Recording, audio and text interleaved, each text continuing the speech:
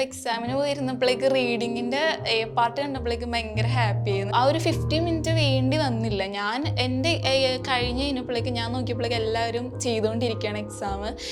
ഞാൻ എൻ്റെ ഞാനിട്ട് ടൈം നോക്കിയപ്പോഴേക്കും 3 മിനിറ്റ് 2 മിനിറ്റോളം ബാക്കി ഉണ്ടായിരുന്നു. എല്ലാ മെറ്റീരിയൽസും തന്നെ എക്സാം ഓറിയൻറ്റഡ് ആയിരുന്നു, അപ്ഡേറ്റഡ് ആയിട്ടായിരുന്നു മെറ്റീരിയൽസ് തന്നുകൊണ്ടിരുന്നത്. പിന്നെ ഇവിടുത്തെ സെയിം മെറ്റീരിയൽ ആയിട്ടാണ് എനിക്ക് തോന്നിയത്. പാർട്ട് എ ആയാലും അതേപോലെ തന്നെ ബി പാർട്ടായാലും സി പാർട്ടായാലും ഇവിടുത്തെ തന്നെ ഏകദേശം സെയിം മെറ്റീരിയൽസ് ആയിരുന്നു. ഹാഫ് പേയ്മെൻറ്റ് ചലഞ്ച് എന്ന് വെച്ചപ്പോഴേക്കും നമ്മൾ തന്നെ ചിന്തിച്ചു, ഹാഫ് പേയ്മെൻറ്റ് ചലഞ്ച് വെച്ച് ഇവർക്ക് എങ്ങനെയാണ് ഇത് അഫോർഡ് ചെയ്യാൻ പറ്റുന്നതെന്ന് കുറേ ചിന്തിച്ചായിരുന്നു ഞങ്ങൾ. ഹരീഷ് സാറിനും പ്രിയങ്ക മാമിൻ്റെ ഈവനിങ് ക്ലാസ് ഭയങ്കര ഹെൽപ്ഫുൾ ആയിരുന്നു. ടിപ്സ് ആയാലും ട്രിക്സ് ആയാലും ഭയങ്കരമായിട്ട് നമുക്ക് ഉപയോഗപ്പെടുത്താൻ പറ്റുന്ന ടൈപ്പുള്ള ഒരു ടിപ്സും ട്രിക്സൊക്കെയാണ് സാറ് പറഞ്ഞുകൊണ്ടിരുന്നത്. ആയാലും മാം ആയാലും അങ്ങനെ തന്നെയായിരുന്നു. കിട്ടും എന്നുള്ളൊരു ചെറിയ പ്രതീക്ഷയിലാണ് ഇങ്ങോട്ട് വന്നത്. പക്ഷേ എല്ലാത്തിനും ബി കിട്ടുന്നതെന്ന് ഞാൻ ഒട്ടും പ്രതീക്ഷിച്ചില്ലായിരുന്നു. വലിയൊരു സ്കോർ കിട്ടാൻ കാരണം ലെക്സ് അപ്ഡേറ്റ് മാത്രമാണ്. ഇവിടുത്തെ ട്യൂട്ടേഴ്സിൻ്റെ ആയാലും സപ്പോർട്ടായാലും നമുക്കിപ്പോൾ ഡൗട്ട് ചോദിക്കാനായിട്ടായാലും ഒരു മടിയില്ലാണ്ട് എല്ലാം പറഞ്ഞുതരാൻ അവർക്ക് ഭയങ്കര ഇൻട്രസ്റ്റാണ്. നമ്മളൊന്ന് ചെന്ന് ചോദിച്ചാൽ മാത്രം മതി. നമ്മൾ ജയിക്കാനായിട്ട് ഇവർ ഭയങ്കരമായിട്ട് ഇവരുടെ സൈഡിൽ നിന്ന് ഭയങ്കരമായിട്ട് സപ്പോർട്ട് നമുക്കുണ്ടായിരുന്നു.